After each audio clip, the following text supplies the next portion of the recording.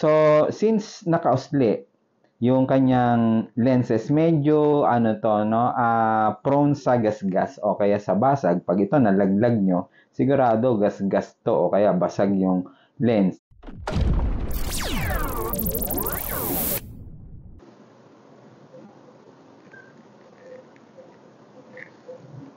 Nakikita nyo po ba kung ano ito? Siyempre, nakikita nyo. Ito po ay yung Insta360, ang ating madalas na gamit sa pagmo-motovlog. Isa siyang action camera. Actually, ito ay 360 camera. No? So, ang ibig sabihin, lahat ng anggulo ay kaya nitong makunan. No? Hindi lang kung saan nakaharap yung camera.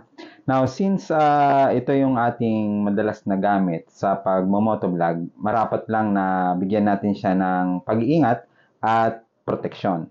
At yan po ngayon yung ating gagawin, no? Bibigyan natin siya or lalagyan natin siya ng extra protection. Ang model nga pala nito ay yung X3, Insta360 X3. Now, as of date, meron na pong mas bago dito, no?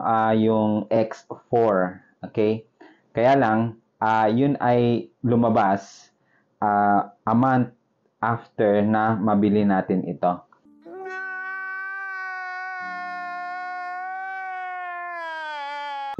Saklap, no? Okay? So, wala tayong kamalay-malay, ay maglalabas pala ng bago si Insta360. Now, since hindi pa natin ito masyadong nagagamit at the time, hindi muna tayo nag-upgrade sa X4. Medyo may kamahalan din kasi yung ganitong klase ng camera. Kaya atin pong susulitin ito. Now, isa sa mga upgraded features ng X4 ay yung tinatawag na removable lens. Well, dati yon. Okay. Kung dito, no, mapapansin nyo, no, ito yung kanyang lens, no. Dalawa ho yan. Okay. So, makita nyo, protruding, no? So, nakausli yung kanyang lenses sa harap at saka sa likod. Kaya po nakakakuha ito ng 360 view. Okay? So, since nakausli yung kanyang lenses, medyo prone sa gasgas o kaya sa basag. Pag ito nalaglag nyo, sigurado gasgas to o kaya basag yung lens. At pag yun ay nangyari, medyo mahal po yung magpa-repair bukod sa medyo mahirap din makakita nung magre-repair po nito. O kaya matagal kasi kung ipapadala nyo pa sa service center ng Insta360, medyo matatagalan po, no? At saka yun nga, medyo mahal. Kaya po, isa sa una dapat na ginagawa, no, ng mga owners ng 360 camera na Insta360 ay yung lagyan ito ng lens guard. Now, ang X3, originally, meron siyang yung tinatawag na sticky lens guard. So, ano yun? Lens guard yun, pero dinidikit. Pagka tatanggalin, medyo hassle kasi nga nakadikit na siya, no? Kinakailangan mong tungkabin, no? Sa X4, removable siya, no? So, pwede mong tanggalin anytime na gustuhin mo. Yun yung advantage nung X4. Dati. Pero ngayon, right after na lumabas ang X4 na may removable lens guard, nag-upgrade din o naglabas din ng removable lens guard para sa X3. At yan nga po yung ating i-unbox at i-install sa ating Insta360 X3. Ang standard removable lens guard. Pang Insta360 X3 to. Okay? So, ilalagay ho natin yan dito sa ating camera na ito. Para po may added protection yung ating action cam. Kasi nakakatakot talaga, no? Kapag ka ito nilalagay natin sa ating motor, no?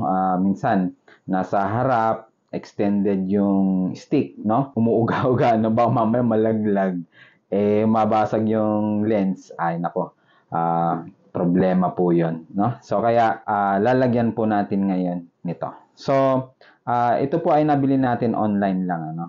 Available na siya. So, official to ng Insta360, no? So, para pang pang X3 po talaga ito. So, kita nyo naman, sealed pa yan. Hindi ko alam kung ano pang, ang laman nito. Kaya nga po natin to i-unbox. Pero bago natin yan i-unbox, tingnan muna natin yung kanyang, of course, yung box. No? Sa taas, walang nakasulat. Sa baba, wala rin. Dito sa left side, nakalagay lang yung Insta360 X3 Standard Removable Lens. At sa right side, meron siyang nakalagay dito, custom molded design for greater protection. So, yun nga, no? Naka-design talaga siya para proteksyonan yung ating X3 lenses. And then, clear plastic for quality images. So, ito po ay hindi glass. Siya po ay plastic. Yun lang, no?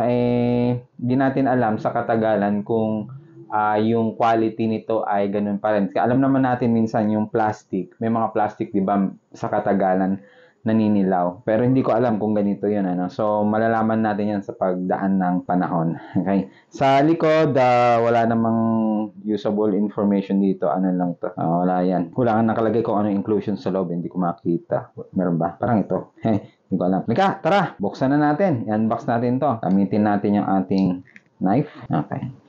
Medyo, ano ba yung nasa loob nito? Tama ba yung paghugot ko? Sensya, manual, no? Yung instruction kung paano. So, ito yan. And then, ano to? Ano na natin, Strict na natin to. May makabasag tayo, Ay, makabasag. Makasira tayo. Pero sisirain talaga natin yung plastic nito. So, okay. So, ito yung pagtatanggalin, no? Kasi may pandikit din to. Alam ko yung base ay ididikit. Pero yung lens guard, yun yung removable. So, pagtatanggalin ito or papalitan in the future, ito yung pangtungkab, no? Okay? Nung sticky. Tama, nakaano yun, nakadikit yun. So, ito yung kanyang, touchscreen. Okay. Parang film siya. Ilan to? 1, 2, 3, 4. Apat siya. Wait lang, touchscreen. Touchscreen. Okay, ito yung kanyang cleaning cloth, pandinis ng lens. Ito siya. Alright. Next, paano ba to? Ayun. Ito siya na. First timer tayo. So, may ano rin pala dito, instruction kung paano siya ilagay. Okay, so ito yung mismong lens guard, no? Harap likod. Ito siya na. Bagal tayo. Iingatan lang natin. Kasi magasgasan. Alright. So, ito siya, guys. Yung plastic na lens. Doon ko na lang hawakan. Yan. And then, another one para sa namang likod.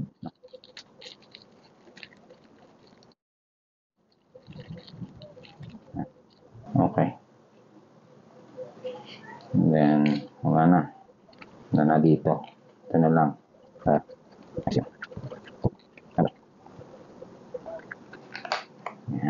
Yan.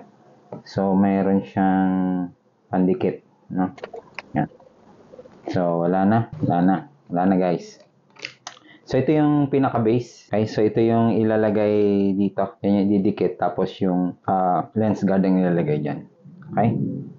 So, yan po yung laman ng lens guard po natin. Alright. So, ayan, ikabit na natin yung ating lens guard. So, una, hanapin lang yung front na base. Ito yun, no? Yung, kasi baka kala nyo, magkapareho. Hindi ho, no? So, yung pangharap, no? Medyo flat po yung base, yung ilalim, no? Ayan, straight. Hindi siya bilog, no? Ito siya, okay? Tapos yung panlikod, para siyang may uka doon. Ayan. So, unahin muna natin yung harap. So, ito yung harap. Tapos, meron ho yung, notch. Ito siya, ayan, yung, okay, may notch ho doon, and parang key naman dito. So, nakaganyan po dapat siya. Nakatapat, no? Hindi ko lang alam kung makita niya. Nakatapat dapat yan. And then, pagka dinikit, okay, didinan nyo for 15 seconds daw yan para kumapit, no? Dapat align po, no? Kasi baka po pagtabingi yan, hindi ho maisara ng maayos, no? Yung ating lens. Okay? So, kinakailangan ay naka-align ho yan. Ayan, dito. Tsaka ito. Plus, ito rin. Nakasuot dun sa pinaka, yung notch and key ay aligned. Ayan. Tapos, itong base ay pantay na hindi natatakpan yung screen. Okay? So, ganyan po yung gagawin natin. Tanggalin ho natin yung kanyang film, no? Para dun sa pandikit niya. So, iingatan ko lang po, no? Wait lang. Kasi medyo, mahirap to. Pagka dinedemo. No? Kailangan natin, sorry. Angat ko na po, no? Hindi ko masyadong mahawakan, hindi ko makita para po pumantay. Mahirap pala. And then, hold down to for about, ba't nakaangat? Yan. Naangat po yung kabilang side Kaya po natin inaayos. Yan. Sabi, hold down for 15 seconds. So, bilang tayo. 1. One eternity later. Tingnan natin kung... So, dito naman wala nang kahit ano na dito. Suot lang natin ito. And then, igaganan. Yan. Wait lang. Hirap hawakan Yun. Okay? Parang tabingi yung base natin. Yan, hindi na siya Okay, so na-install na natin yung harap. Yun naman pong likod. Tanggalin din natin ulit yung and then make sure na naka-align. 15 seconds daw. Yan, okay? So nakadikit na siya. Ayan yung sinasabi ko. Kasi kung magkabaliktad, matatakpan po yung pinaka-mic niya. Nasa may mic ho kasi yan dito. Kaya dapat nakatapat po yan para hindi ho matakpan, no? Yung mic sa likod. And then, gano'n natin yung kanyang lens guard. Diin. And then, yan.